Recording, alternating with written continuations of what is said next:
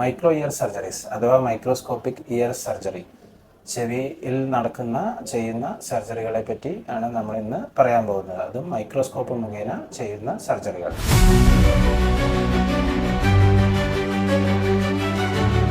ഞാൻ doctor Vinayak, consultant ENT surgeon, Valluvanad hospital.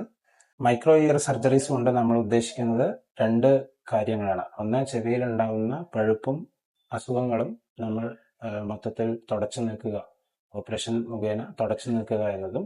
രണ്ടാമത്, ആ വ്യക്തിയിലുള്ള കേൾവി അല്ലെങ്കിൽ എത്ര കേൾവിക്കുറവുണ്ട് അത് നമ്മൾ വീണ്ടും റീസ്റ്റോർ ചെയ്യുക, വീണ്ടും അത് പുനഃസ്ഥാപിക്കുക എന്നതുമാണ് നമ്മൾ ഉദ്ദേശിക്കുന്നത്.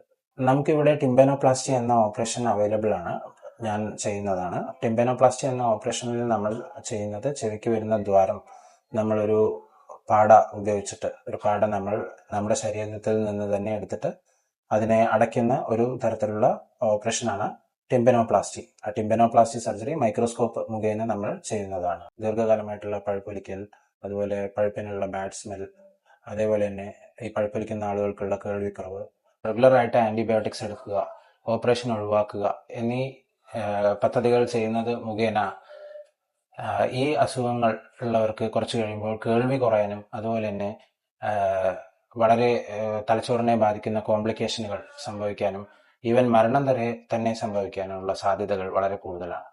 അതുകൊണ്ട് എത്രയും പെട്ടെന്ന് ഓപ്പറേഷൻ വേണ്ടതാണെങ്കിൽ ഓപ്പറേഷൻ തന്നെ ചെയ്യേണ്ടതാണ്.